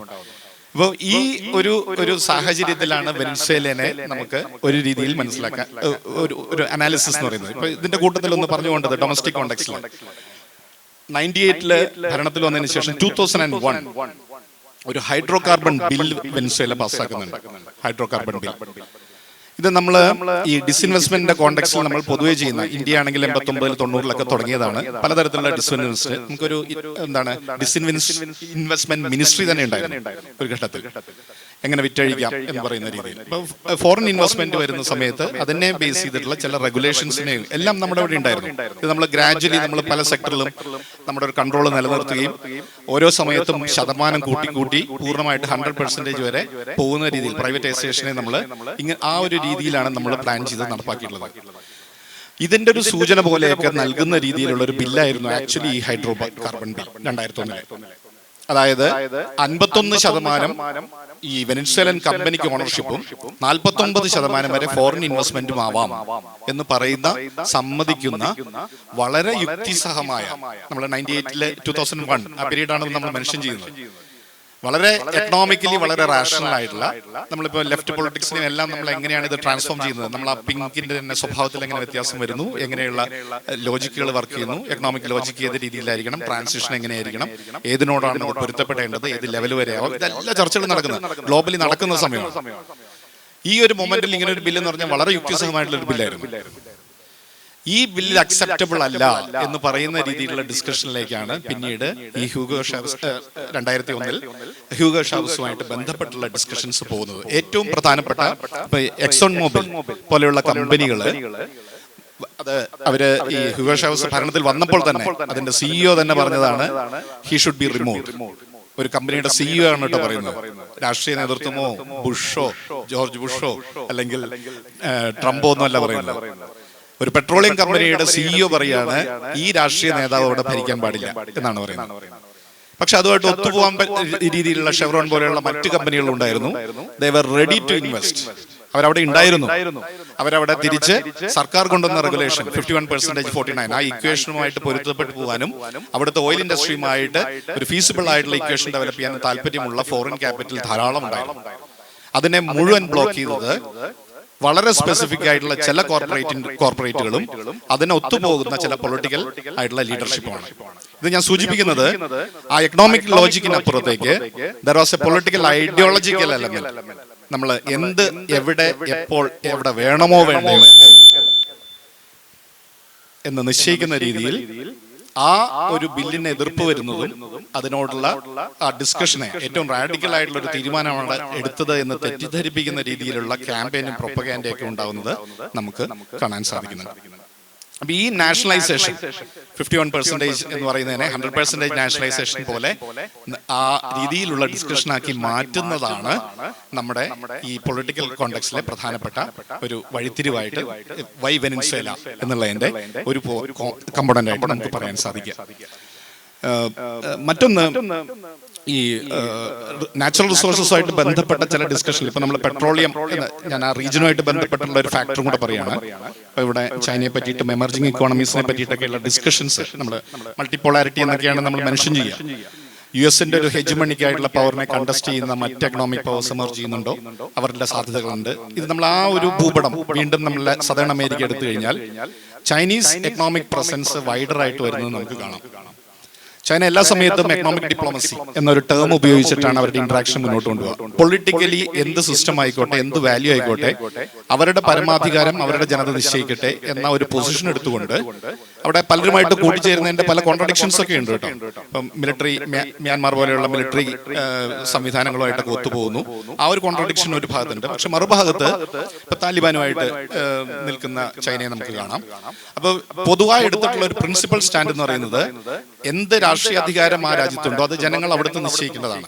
ഇപ്പൊ നേരത്തെ ഇന്റർനാഷണൽ ലോയെ പറ്റിയിട്ട് ഇവിടെ പറഞ്ഞ പോലെ ആ ട്രീറ്റി ഓഫ് വെസ്റ്റ്ഫേലിയ ക്രിയേറ്റ് ചെയ്തിട്ടുള്ള പരമാധികാര സങ്കല്പവും അതിനെ ബേസ് ചെയ്തിട്ടുള്ള ഇന്റർനാഷണൽ റിലേഷൻസ്, അപ്പൊ ആ ഇന്റർനാഷണൽ റിലേഷൻസിന്റെ ഒരു കണ്ടക്റ്റിനെ, റൂൾ ഓഫ് ലോ, അതിനെ നടപ്പാക്കും എന്ന് പറയുന്ന ഒരു രാജ്യമായിട്ടാണ് ചൈന പൊതുവെ എക്കണോമിക് ഡിപ്ലോമസിനെ പുഷ് ചെയ്യുക. പല ദിക്കിലേക്കും സാമ്പത്തികമായിട്ടുള്ള ബന്ധങ്ങൾക്ക് വേണ്ടിയിട്ട് പുഷ് ചെയ്യുന്നു.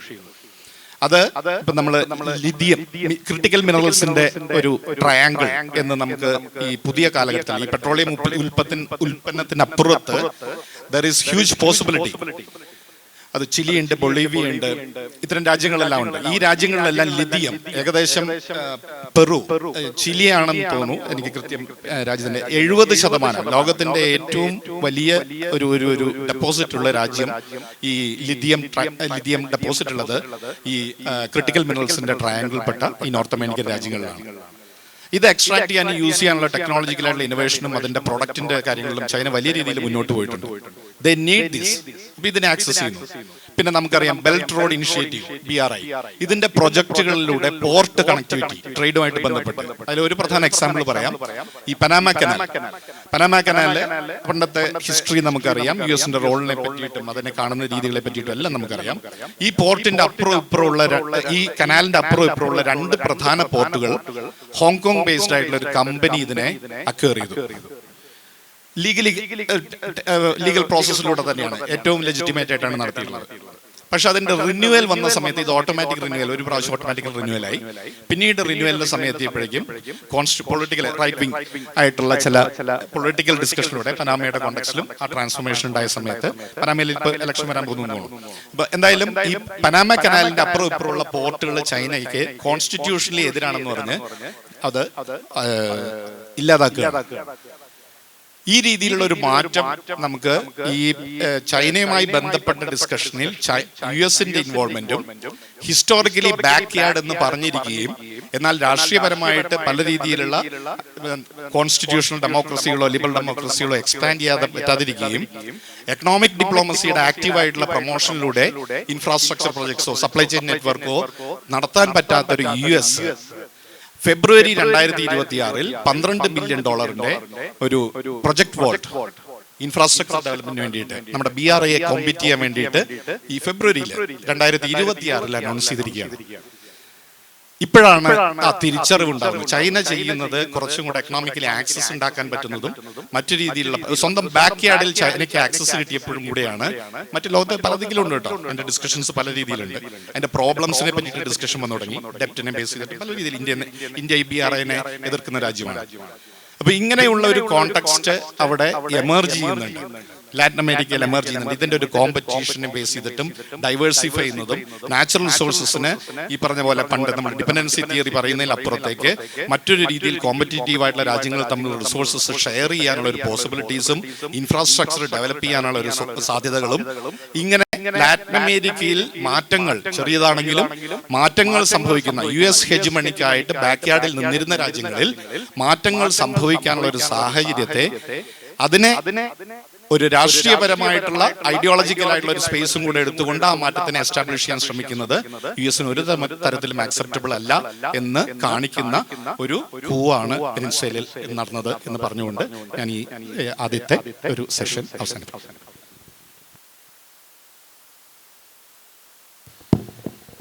നന്ദി പ്രമോദ്. അനുവദിക്കപ്പെട്ട സമയത്ത് തന്നെ നമ്മുടെ രണ്ട് പാനലിസ്റ്റുകളും വളരെ കൃത്യമായി വാച്ച് നോക്കാതെ തന്നെ അവരുടെ രണ്ടുപേരുടെയും അവതരണം ഇവിടെ പൂർത്തിയാക്കിയിരിക്കുകയാണ്. വളരെ ശ്രദ്ധേയമായ ഒരു നിരീക്ഷണം അദ്ദേഹം ഇവിടെ മുന്നോട്ട് വെച്ചിട്ടുണ്ട്. ലാറ്റിൻ അമേരിക്കയായാലും അതിനോട് US-ന്റെ അമേരിക്കയുടെ പരിസരമെന്നോ പിന്നാമ്പുറമെന്നോ എന്നൊക്കെ പറയുന്ന ബാക്ക്യാർഡ് എന്ന് പറയുന്ന ആ വലിയ ഭൂപ്രദേശത്ത് ബദൽ ശക്തികൾ, അത് സോഷ്യലിസ്റ്റ് ചിന്താഗതിയോ അല്ലെങ്കിൽ തൊഴിലാളി വർഗത്തിൻ്റെയോ അല്ലെങ്കിൽ കൂടുതൽ സമതുലിതമായ സന്തുലിതമായ വിഭവങ്ങളുടെയും വരുമാനത്തിൻ്റെയൊക്കെ വിതരണം മുന്നോട്ട് വെക്കുന്ന ആശയങ്ങൾ, അതിൻ്റെ സ്വാധീനം ഒക്കെ ഉള്ള രാഷ്ട്രീയ പ്രസ്ഥാനങ്ങൾ കടന്നു വരുന്നത് അമേരിക്ക പോലുള്ള വികസിത മുതലാളിത്ത രാജ്യങ്ങൾ വളരെ ഭയത്തോടെയാണ് അതിനെ സമീപിക്കുന്നത്. ആ പശ്ചാത്തലത്തിലാണ് അവിടെ അതോടൊപ്പം തന്നെ ചൈനയുടെ നേതൃത്വത്തിൽ ഇവിടെ നേരത്തെ സൂചിപ്പിച്ചതുപോലെ ചൈന ഒരു വലിയ സാമ്പത്തിക ശക്തിയായി, ഒരു വ്യാപാര ശക്തിയായി ഈ കഴിഞ്ഞ 30 വർഷക്കാലത്ത് ഉയർന്നു വന്ന കാര്യം നമുക്കറിയാം. അപ്പോൾ ചൈനയുടെ വലിയ സ്വാധീനം ഈ ലാറ്റിൻ അമേരിക്കയിലും യൂറോപ്പിലും ഒക്കെ തന്നെ ചൈനയുടെ സ്വാധീനം നമുക്ക് കാണാനായിട്ട് കഴിയും. അപ്പോൾ അത് അമേരിക്കൻ സാമ്രാജ്യത്തിന് അല്ലെങ്കിൽ അമേരിക്കയുടെ നേതൃത്വത്തിലുള്ള ഈ അഡ്വാൻസ്ഡ് ക്യാപിറ്റലിസ്റ്റ് കൺട്രീസ് എന്ന് പറയുന്ന ആ രാജ്യങ്ങൾക്ക് വലിയ വെല്ലുവിളിയാണ്, വിശേഷിച്ച് അമേരിക്കയ്ക്ക്. സ്വാഭാവികമായും അതിനെ എങ്ങനെ ചെറുക്കാൻ കഴിയും? നേരത്തെ സൂചിപ്പിച്ചതുപോലെ ആഭ്യന്തര സമ്പദ് വ്യവസ്ഥ ശക്തിയോടെ മുന്നോട്ട് പോകുന്ന സമയത്ത് വ്യാപാരത്തിലൂടെയും, ആ വ്യാപാരം എപ്പോഴാണോ ആ വ്യാപാരം പ്രതിസന്ധിയിൽ അകപ്പെടുന്നത്, അല്ലെങ്കിൽ ആഭ്യന്തര സമ്പദ് വ്യവസ്ഥ പ്രതിസന്ധികളെ എപ്പോഴാണോ അഭിമുഖീകരിക്കുന്നത്, അപ്പോഴെല്ലാം സൈനികപരവും രാഷ്ട്രീയപരവുമായ ശക്തി സമാഹരിച്ച് അത്തരം സാഹചര്യങ്ങളിൽ ഇടപെട്ട് ആ സാഹചര്യം തങ്ങൾക്ക് അനുകൂലമാക്കി മാറ്റുന്ന ഒരു ഇടപെടൽ എല്ലാ കാലവും അമേരിക്കയുടെ ഭാഗത്ത് നമുക്ക് ദർശിക്കാനായിട്ട് കഴിയും. അപ്പോൾ ശ്രദ്ധേയമായ നിരീക്ഷണങ്ങൾ അദ്ദേഹവും ഷിനാസും ഇവിടെ പങ്കുവച്ചിരിക്കുകയാണ്. ഈ അവതരണത്തിൻ്റെ വേദി ഇതിൽ പങ്കെടുക്കുന്നവർക്ക് വേണ്ടി അവരുടെ അഭിപ്രായങ്ങൾ ഉന്നയിക്കുന്നതിനും ചോദ്യങ്ങൾ ഉന്നയിക്കുന്നതിനുമെല്ലാമായി നമ്മൾ തുറന്നു വയ്ക്കുകയാണ്. 10 മിനിറ്റ് സമയമാണ് നമുക്കുള്ളത്. നമുക്ക് 1:55 ഇത് അവസാനിപ്പിക്കുകയും ചെയ്യേണ്ടതുണ്ട്.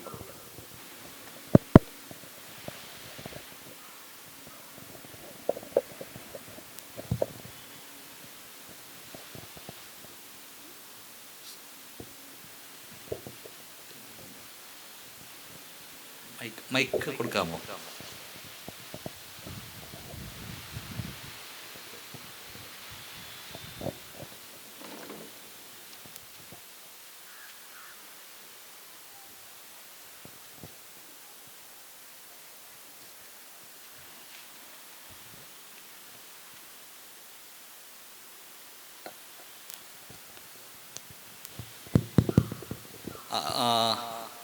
ആരെങ്കിലും ഉണ്ടെങ്കിൽ മൈക്കുമായിട്ട് നമ്മുടെ പ്രതിനിധി ഇവിടെ ഉണ്ട് കേട്ടോ. അപ്പോൾ ഞാൻ ഷിനാസിന് നൽകുകയാണ്. ഷിനാസിന് 1-2 കാര്യങ്ങൾ കൂടി സൂചിപ്പിക്കാനുണ്ട്. ഇപ്പൊ മനോജ് മാഷ് ചൂണ്ടിക്കാണിച്ചതുപോലെ തന്നെ 1970-കളുടെ ഒടുവിൽ നടന്ന 1-ാം ദേശാസൽക്കരണം എണ്ണയുടെ ഹ്യൂഗോ ഷാവേസ് വന്നപ്പോൾ കുറച്ചുകൂടി ശക്തമായ 2-ാം ദേശാസൽക്കരണം നടത്തുന്നത്. ഇത് രണ്ടുമാണ് അമേരിക്കൻ സാമ്രാജ്യത്വ ശക്തിയെ പ്രകോപിപ്പിച്ച ഏറ്റവും പ്രധാനപ്പെട്ട കാരണങ്ങളിലൊന്ന്. ഇപ്പൊ ഞാൻ മനോജ് മാഷ് ഇങ്ങനെ അവതരിപ്പിച്ച് വരുമ്പോൾ പ്രമോദ് സാറ് മാറിപ്പോയി, രണ്ടും ഒരേ കോളേജിലുള്ള ആൾക്കാരാണ്, അങ്ങോട്ട് കൊടുക്കുമ്പോൾ കുറച്ച് പ്രമോദ് സാറ് അവതരിപ്പിച്ച് വരുമ്പോൾ ഡിപ്പെൻഡൻസി തിയറിയെ പറ്റി പറയുകയുണ്ടായി.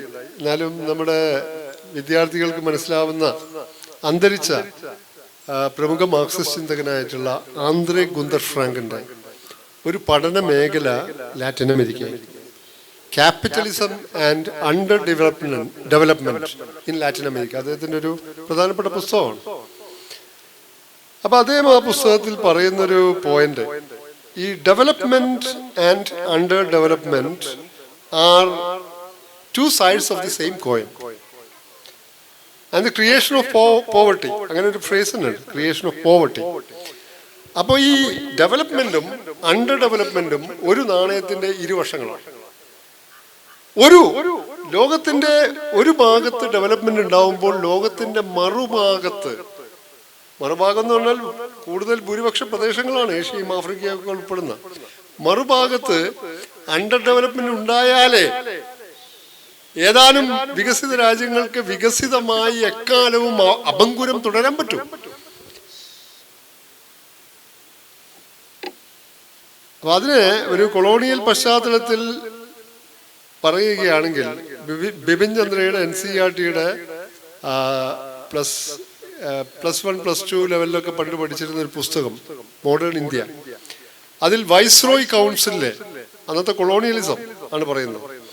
വൈസ്രോയ് കൗൺസിലിലെ ഒരു മുതിർന്ന ഉദ്യോഗസ്ഥൻ കൊളോണിയലിസത്തെ പറ്റി, ബ്രിട്ടീഷ് കൊളോണിയലിസത്തെ പറ്റി ഒരു വെട്ടിത്തുറന്ന് ബ്ലണ്ടായിട്ട് ഔട്ട് സ്പോക്കൺ ആയിട്ട് ഒരു കാര്യം പറയുന്നു. Our system means colonialism. Our system works like a sponge. We absorb everything good from the banks of the Ganges. We absorb. And we squeeze it out on the banks of the Thames.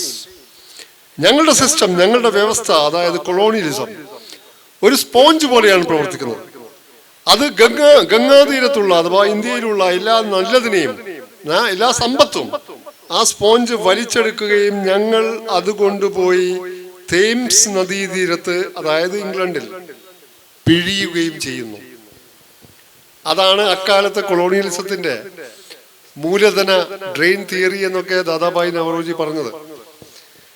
അങ്ങനെ 17-ാം നൂറ്റാണ്ടിൽ ഷാജഹാന്റെ കാലത്തൊക്കെ ബ്രിട്ടനിൽ നിന്ന് ഇന്ത്യയിലെത്തിയ സഞ്ചാരികൾ ആഗ്രയും ഡൽഹിയും ഒക്കെ കണ്ടപ്പോൾ അത്ഭുത പരതന്ത്രരായി what a wonderful cities, what a wonderful city എന്ന് പറഞ്ഞു.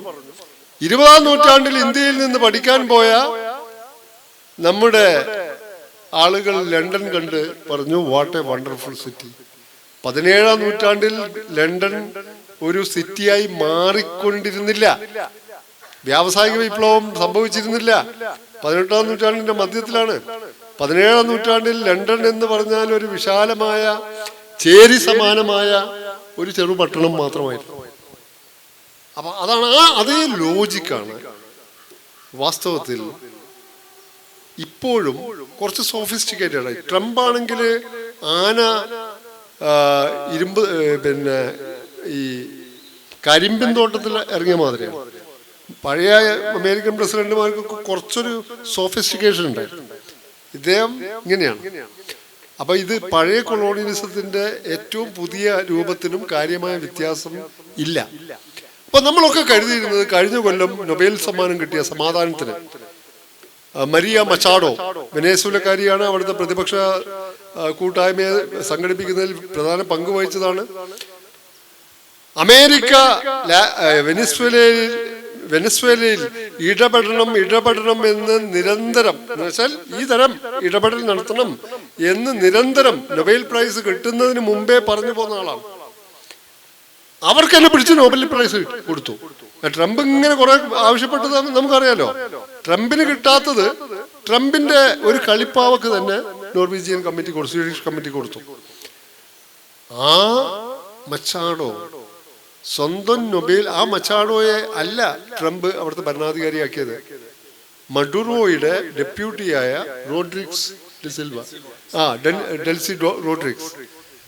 അപ്പോ ട്രംപ് ആഗ്രഹിക്കുന്ന ഏതാണ്ട് എല്ലാ കാര്യങ്ങളും അത്യാവശ്യം ജനപിന്തുണയുള്ള ആ ബ്ലോക്കിന്റെ മച്ചാഡോക്ക് ജനപിന്തുണ പോരാ, അത്രമേൽ സ്വീകാര്യയല്ല എന്നൊക്കെയാണ് പറയുന്നത്. ഞാൻ ചില ലേഖനങ്ങളിൽ വായിച്ചത് ഈ ഡെപ്യൂട്ടിയുമായി CIA ചില ചർച്ചകളൊക്കെ നടത്തിയിരുന്നു. അതിന്റെ ഭാഗമായിട്ടാണ് ഈ തന്നെ വളരെ വിജയകരമായി അരങ്ങേറിയത്. അത് മറ്റൊരു കാര്യം. ഏതായാലും ഇത്തരം ഒരുപാട് കാര്യങ്ങളുണ്ട്. അങ്ങനെ ആ മച്ചാഡോ തനിക്ക് കിട്ടിയ നൊബേൽ സമ്മാനം ട്രംപിന്റെ കാൽ കീഴിൽ വെച്ചു കൊടുത്തു. അത് വാങ്ങാൻ യാതൊരു ഉളുപ്പും ഉണ്ടായിട്ടില്ല ട്രംപിന്. അതെ, നമുക്ക് ഇത് ഇവിടെ അവസാനിപ്പിക്കേണ്ട സമയമായി മാറുകയാണ്. രണ്ട് കാര്യങ്ങൾ കൂടി പറഞ്ഞ് ഞാനിത് ഇതിൻ്റെ ഈ അന്തിമ ഒബ്സർവേഷൻസ്, നിരീക്ഷണങ്ങൾ നടത്താമെന്ന് വിചാരിക്കുകയാണ്. വളരെ പ്രധാനപ്പെട്ട നിരീക്ഷണങ്ങളെല്ലാം നമ്മുടെ രണ്ട് അവതാരകരും ഇവിടെ മുന്നോട്ട് വെച്ചു. ഇപ്പം ഷിനാസ് ഇവിടെ സൂചിപ്പിച്ചു, മച്ചാഡോയാണ്, മരിയ മച്ചാഡോയാണ് ഈ അമേരിക്കയുടെ ഏറ്റവും അമേരിക്കയുമായിട്ടുള്ള ഒരു വലിയ ഉഭയകക്ഷി ബന്ധങ്ങളുടെ ഒരു വലിയ ലിങ്ക് അവരായിരുന്നു. മാത്രമല്ല അവർ നിക്കോളാസ് മഡൂറോയുടെ ഭരണത്തിനെതിരെ വലിയ നിലപാട് സ്വീകരിച്ചു വരികയും ചെയ്തു. നോബൽ സമ്മാനം ലഭിച്ചു. സ്വാഭാവികമായും വെനസ്വേലയുടെ പ്രസിഡന്റായി മാറും, അല്ലെങ്കിൽ അമേരിക്ക അവർക്ക് അതിനുള്ളൊരു അവസരം നൽകുമെന്നാണ് വിചാരിച്ചത്. പക്ഷേ ഇവിടെ സൂചിപ്പിച്ചതുപോലെ ഡെൽസി റോഡ്രിഗസ് ആണ് വൈസ് പ്രസിഡന്റ് ആയിരുന്ന, അവരാണ് പ്രസിഡന്റായിട്ട് വന്നത്. ഇന്നിപ്പോൾ വാൾ സ്ട്രീറ്റ് ജേർണലിന്റെ ലേഖനം തന്നെയുണ്ട്. അവിടുത്തെ ഏറ്റവും സ്റ്റോഞ്ച് ആയിട്ടുള്ള ലെഫ്റ്റിസ്റ്റും സോഷ്യലിസ്റ്റുമാണ്, അറിയപ്പെടുന്ന സോഷ്യലിസ്റ്റും അങ്ങേയറ്റം തീവ്ര നിലപാടുള്ള ഇടതുപക്ഷക്കാരിയുമാണ് ഈ ഡെൽസി റോഡ്രിഗസ്. അവരെ എന്തിനു ഭരണം ഏൽപ്പിച്ചു എന്നുള്ള ചോദ്യം അവിടെയുണ്ട്. അപ്പോൾ നാം മനസ്സിലാക്കുന്നത് ബദലുകളൊക്കെ ഉയർന്നു വരുന്നുണ്ട്. അത് ഇടതുപക്ഷ ബദലായാലും സോഷ്യലിസ്റ്റ് ബദലായാലും അമേരിക്കയെ സംബന്ധിച്ച് അവരുടെ രാഷ്ട്രീയ സാമ്പത്തിക താല്പര്യങ്ങൾക്ക് ഒപ്പം നിൽക്കാൻ കഴിയുമോ? അവരുടെ ആ ലിബറൽ ഡെമോക്രസി എന്ന് പറഞ്ഞാൽ അതിന്റെ അർത്ഥം മൂലധന ശക്തികളുടെ ആ സ്വാധീനം ഉണ്ടാകുന്ന സമൂഹത്തെയാണ് ഇവർ ലിബറൽ ഡെമോക്രസി എന്ന് വിളിക്കുന്നത്. അപ്പോൾ അവർക്ക് ആ വെല്ലുവിളി എപ്പോഴൊക്കെയാണോ ഒഴിവാക്കാൻ കഴിയുന്നത്, അങ്ങനെ അത് ഒഴിവാകുമെങ്കിൽ ആരോടും ഐക്യത്തിനും സമവായത്തിനും ഇവർ തയ്യാറാകുമെന്ന് നാം ചരിത്രത്തിൽ നാം വായിക്കുകയാണ്. ഇപ്പോൾ ഈ സദ്ദാം ഹുസൈനുമായി ബന്ധപ്പെട്ട് ഇറാഖ് ആക്രമിക്കുന്നതിന് മുമ്പ് ദീർഘകാലം വലിയ ചർച്ച അമേരിക്കയുടെ നേതൃത്വത്തിൽ ഇറാഖുമായി നടത്തിയിരുന്നു, അക്വാബ പൈപ്പ് ലൈനുമായി ബന്ധപ്പെട്ട്. ആ സമയത്ത് തന്നെ ഇറാനിൽ ഏതാണ്ട് 13,000-ഓളം ഈ weapons of mass destruction, chemical ബോംബുകൾ ഇറാന്റെ മേൽ വർഷിക്കുന്ന ഒരു സമയമാണ്. പക്ഷേ ആ സമയത്തും ഇറാഖുമായി ഒരു ധാരണയ്ക്ക് അമേരിക്ക തയ്യാറാവുകയായിരുന്നു. പക്ഷേ ഇറാഖ് അത് നിരസിക്കുകയും ഇറാഖ്, സൗദി അറേബ്യ, ടർക്കി എന്നീ 3 രാജ്യങ്ങൾ ഉൾക്കൊള്ളുന്ന മറ്റൊരു ഒരു വ്യാപാര ഇടനാഴിക്കും പൈപ്പ് ലൈനും വേണ്ടി ഉള്ള ശ്രമം ഇറാഖിന്റെ ഭാഗത്തുനിന്ന് ഉണ്ടായതിനെ തുടർന്നാണ് ആ സംഘർഷം മൂർച്ഛിക്കുകയും 2003 ആക്രമണത്തിലേക്ക് കടക്കുകയും ചെയ്തത്. അപ്പോൾ അങ്ങനെ ഒരു വലിയ പ്രശ്നമുണ്ട്. അമേരിക്കൻ സാമ്രാജ്യത്വത്തിന്റെ സാമ്പത്തിക രാഷ്ട്രീയ താല്പര്യങ്ങൾക്ക് വിഘാതമായി ആരൊക്കെ നിൽക്കുന്നുണ്ടോ അവരൊക്കെ എപ്പോഴൊക്കെയാണോ ഉയർന്നു വരുന്നത് അവിടെ വലിയ ഇടപെടൽ നടത്തുന്ന ഒരു സമീപനം നമുക്ക് അമേരിക്കയുടെ ഭാഗത്തുനിന്ന് കാണാനുണ്ട്. പ്രമോദിന് 1-2 നിരീക്ഷണങ്ങൾ കൂടി കൂട്ടിച്ചേർക്കാനുണ്ടെന്ന് മനസ്സിലാകുന്നു. അതോടൊപ്പം തന്നെ അദ്ദേഹത്തിന്റെ നിരീക്ഷണം അവസാനിപ്പിക്കാം നമുക്ക്. ഞാൻ അദ്ദേഹത്തിന് മൈക്ക് കൈമാറുകയാണ്. ഒരു മിനിറ്റ് കൊണ്ട് വളരെ വേഗം പെട്ടെന്ന് പറയാം. ഇതൊരു ഐഡിയോളജിക്കൽ ബാറ്റിലായിട്ട് ഇതിനെ എക്സ്പ്രസ് ചെയ്യണോ വേണ്ടയോ എന്നുള്ളൊരു ക്വസ്റ്റ്യൻ ഇതിനകത്ത് എമർജ് ചെയ്തിട്ടുണ്ടാവാം എന്നുള്ളതാണ് എൻ്റെ മനസ്സിൽ വന്ന ഒരു പോയിന്റ്. അതായത് why this left government has not been removed completely. അത് വലിയ രീതിയിലുള്ള പൊളിറ്റിക്കൽ ആയിട്ടുള്ള സെറ്റ് ബാക്സിന്റെ സാധ്യതകളും ഈവൻ വിത്തിൻ ദ റീജിയൻ, നമ്മൾ നേരത്തെ പറഞ്ഞ ആ പിങ്ക് ടൈഡിന്റെ കളക്റ്റീവ് ആയിട്ടുള്ള ഒരു മൊബിലൈസേഷന് തിരിച്ച് പോസിബിലിറ്റീസ് ക്രിയേറ്റ് ചെയ്യുമോ എന്നുള്ള ഒരു സംശയമായിരിക്കണം ഒരു പ്രധാന ഘടകമായിട്ട് എനിക്ക് ഫീൽ ചെയ്തത്. രണ്ടാമത്തെ ഒന്ന്, വിത്തിൻ ദ US ഈ radical right wing populist authoritarian populist ഗവൺമെന്റുകളും അതിന്റെ ആശയങ്ങളും ഒരു ഭാഗത്ത് വരുന്നപ്പോൾ തന്നെ ഈ റിപ്പബ്ലിക്കൻസും ഡെമോക്രാറ്റ്സും തമ്മിലുള്ള ഒരു കൺസെൻസസ് ബ്രേക്ക് ചെയ്യുന്ന ഈ ട്രംപ് മറുഭാഗത്ത് കുറച്ചും കൂടെ റാഡിക്കൽ ആയിട്ടുള്ള ഒരു സോഷ്യലിസ്റ്റ് ആശയങ്ങളുടെ ഒരു സ്ട്രീമിനെ US-നകത്ത് തന്നെ ഐഡിയോളജിക്കലി ഫോർമേഷന് വേണ്ടിയിട്ടും അതിന്റെ കൺസോൾട്ടേഷൻ, ഇപ്പൊ ബേണി സാൻഡേഴ്സ് ആയിക്കോട്ടെ, ഇപ്പൊ ന്യൂയോർക്കിലെ മേയർ എലക്ട് ആയിട്ടുള്ള വ്യക്തി ആയിക്കോട്ടെ, ഇവരെല്ലാം actually they explicitly say that they are socialist. ഇങ്ങനെ ഒരു ഐഡിയോളജിക്കൽ ട്രാൻസ്ഫോർമേഷൻ ഡിബേറ്റും US-നകത്ത് നടക്കുന്നു എന്നുള്ളത് ഒരു ഇൻട്രസ്റ്റിംഗ് ആയിട്ടുള്ള ഒരു പോയിന്റാണ്. അപ്പൊ ഇത് തമ്മിൽ, അതായത് ആക്ച്വലി ഡൊമസ്റ്റിക് ആയിട്ടുള്ള ഒരു ഐഡിയോളജിക്കൽ ബാറ്റിലിനെ അഡ്രസ് ചെയ്യണം. അത് ഡൊമസ്റ്റിക് ആയിട്ടുള്ള പോപ്പുലിസം ഒരു ആ ഐഡിയോളജിനെ ഈ വെനസ്വേലയിൽ എടുക്കുന്ന ആക്ഷൻസിനെ ഡൊമസ്റ്റിക് ആയിട്ട് അഡ്വാൻറ്റേജ് ആക്കണം. ഒപ്പോസിഷന് ശക്തി കൂട്ടിയല്ലോ വേണ്ടത്. അപ്പൊ ആ രീതിയിലുള്ള ഒരു കാൽക്കുലേഷൻ ഈ ഡൊമസ്റ്റിക് ആയിട്ടും എക്സ്റ്റേണലി വിത്തിൻ ദ റീജിയൻ ഇത് സാധ്യതകൾ ഉണ്ടെന്ന് തോന്നുന്നു. പക്ഷെ ഇതെല്ലാം ട്രംപിന്റെ ഇപ്പൊ വെപ്പൺസും അധികാരത്തിന്റെ ഒക്കെ മുമ്പിൽ ഇതൊന്നും ചിലപ്പോൾ ഇത് സംഭവിക്കണമെന്നില്ല. ഗ്രാജുവലി ഒരു വാർ ഉണ്ടായി എന്നും വരാം. പക്ഷെ ഇതാണ് എനിക്ക് ഇപ്പൊ തോന്നിയ ഒരു സംഗതി.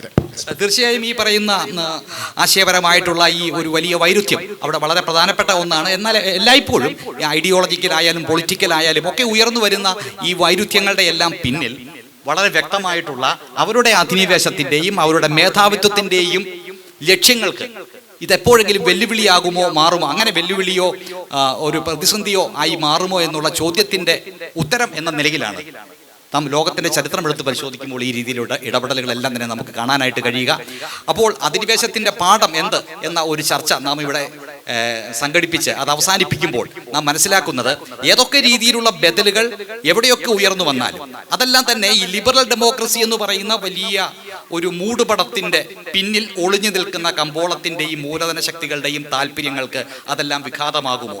എപ്പോഴാണ് അത് തടസ്സം സൃഷ്ടിക്കുന്നത്, പ്രതിസന്ധിയായി മാറുന്നത്?